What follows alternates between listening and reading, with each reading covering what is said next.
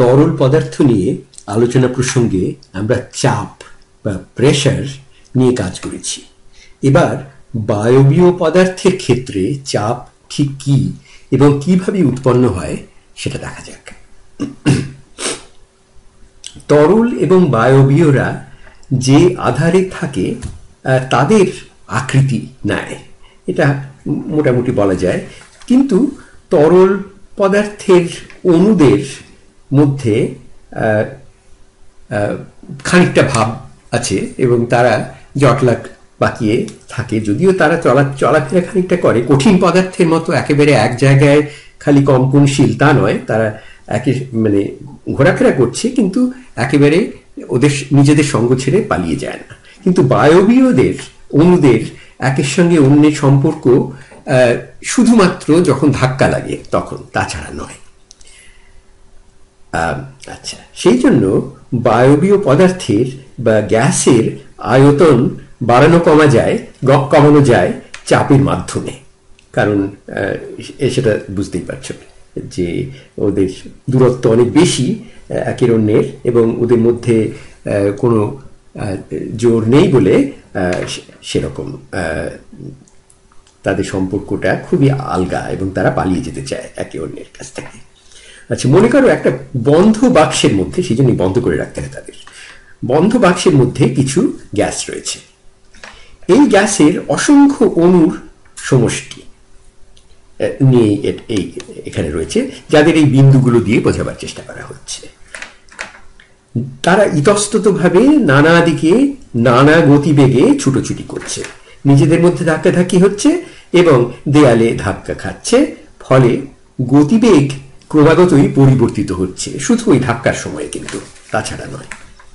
আমরা আদর্শ বা আইডিয়াল গ্যাস, যাদের গুঁতোগুঁতিতে কোনো শক্তি ক্ষয় হয় না এবং প্রত্যক্ষ ধাক্কা ছাড়া যাদের নিজেদের মধ্যে আর কোনো আকর্ষণ বিকর্ষণ নেই, তাদের নিয়েই কাজ করব।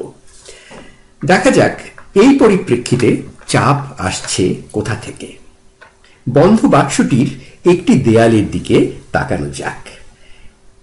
এখানে ডেল্টা টি সময়ের মধ্যে, খুব অল্প সময়ের মধ্যে কোটি কোটি অণু দেয়ালের ধরো 1 বর্গ মিটার জায়গায় ধাক্কা খেয়ে ফিরে যাচ্ছে এবং তাদের ভরবেগের মোট পরিবর্তন হচ্ছে ডেল্টা পি।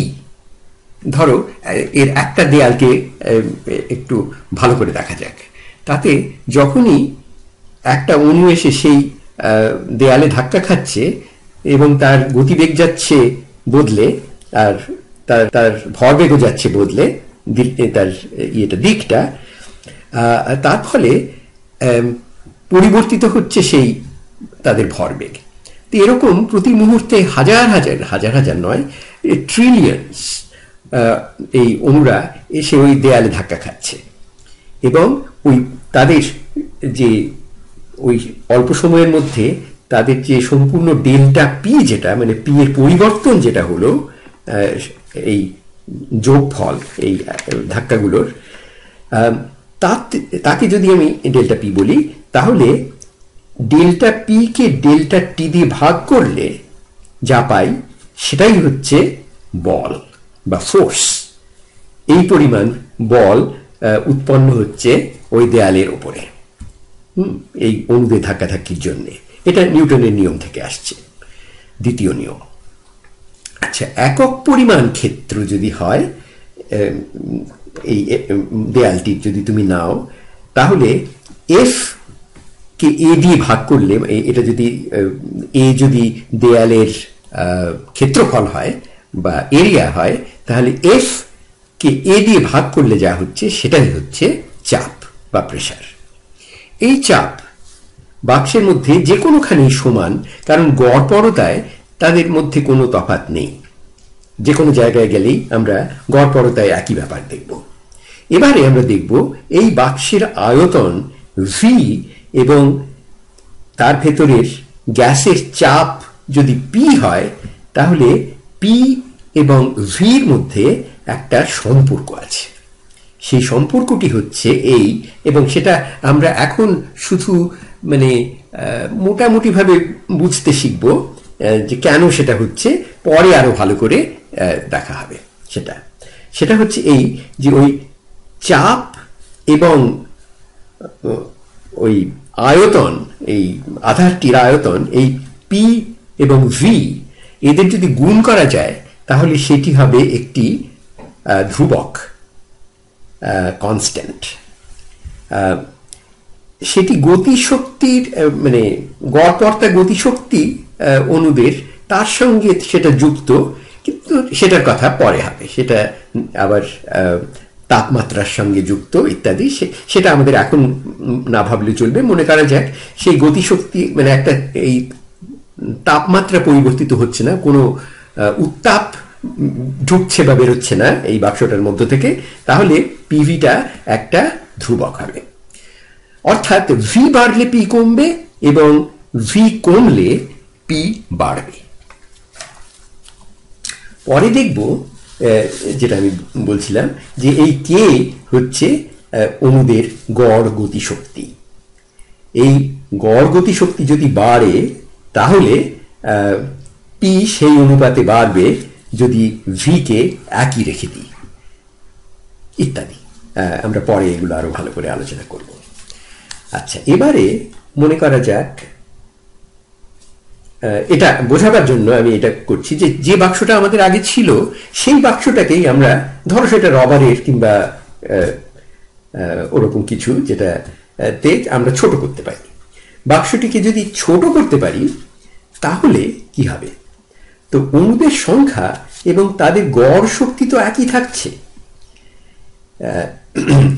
তাহলে তারা আরো ঘন ঘন দেয়ালে এবং নিজেদের মধ্যে ধাক্কা খেতে বাধ্য হবে এবং তার ফলে ভরবেগের পরিবর্তনের হারও বাড়বে, অর্থাৎ পি মানে চাপ বাড়বে।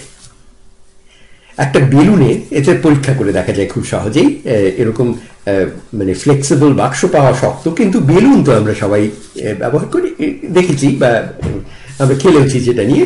তো একটা বেলুনের আয়তন যদি কমাও, একটা ফোলানো বেলুনকে, তার ভেতরে চাপ বাড়বে এবং একসময় সেটা টপাক করে ফেটে যাবে। কেন? তার কারণ যদি তার আয়তনটা কমাচ্ছ যখন, তখন ঠিক তাই হচ্ছে যে প্রথমে যে পরিমাণ জায়গার মধ্যে ওই অণুগুলো হাওয়ার অথবা হিলিয়ামের অথবা তোমার নিঃশ্বাসের যে অণুগুলো ওখানে আছে, তারা যে ছুটোছুটি করছিল তাদের জায়গাটা যাচ্ছে কমে, কাজেই ওরকম আরেকটু ছোট জায়গায় তাদের দেয়ালের সঙ্গে ধাক্কা খাওয়াটা যাবে বেড়ে, মানে একটা সময় ডেল্টা টি সময়ে আরো বেশিবার তারা ধাক্কা খাবে, যেহেতু তাদের গতিবেগ কমছে না, একই আছে। যদি আমরা টেম্পারেচারটাকে একই রাখি তাহলে সেই ভিটা কমলে আমরা, তাহলে কি হচ্ছে, বেশি বারবার ধাক্কা খেলে চাপ যাচ্ছে বেড়ে। কাজেই একই পরিমাণ গ্যাস রেখে যদি বাক্সটিকে এবার হচ্ছে ভি কমলে পি বাড়ছে, সেটা আমরা বুঝলাম। আচ্ছা, এবার যদি উল্টোটা করি, যে একই পরিমাণ গ্যাস রেখে যদি বাক্সটিকে বড় করা যায় তাহলে অণুদের ধাক্কা খাবার হার যাবে কমে, অর্থাৎ চাপ কমবে। তার মানে কি, ভি যদি বাড়ানো হয় তাহলে ওই ধাক্কার হার কমে গেলে ডেল্টা পি ডেল্টা টি যেটা, সেটাও যাবে কমে। চাপ মানে বল উৎপন্ন হচ্ছে যেটা ওই দেয়ালে দেয়ালে, সেগুলোও যাচ্ছে কমে এবং এবং ওই আয়তক্ষেত্রটা বেড়ে যাচ্ছে দেয়ালগুলোর। কাজেই প্রেশার আরো কমছে। প্রেশার হচ্ছে তো ওই বলকে আয়তক্ষেত্র দিয়ে ভাগ করার জন্যে, তো সেটা আরো কমে যাচ্ছে। অতএব ভি বাড়লে পি কমবে যদি আর কিছু বদলানো না হয়। এবং আবার বলছি যে ভবিষ্যতে আমরা দেখব যে যদি পি এবং ভি কে যদি ওই গতিশক্তি বাড়ানো যায় এই অণুগুলোর, সেটার একটা উপায় হচ্ছে জাস্ট কিছু উত্তাপ যদি ওখানে আমরা দিই, যাতে ওদের তাপমাত্রা বেড়ে যায়। সেই তাপমাত্রার কথায়, সেটাই থার্মোডাইনামিক্স মানেই তাই, তাপমাত্রার আদান প্রদান হলে কি হয়। তো আমরা পরে দেখব যে ওটা বাড়লেই যাবে গোলমাল হয়ে, মানে ওটা টেম্পারেচারের সঙ্গে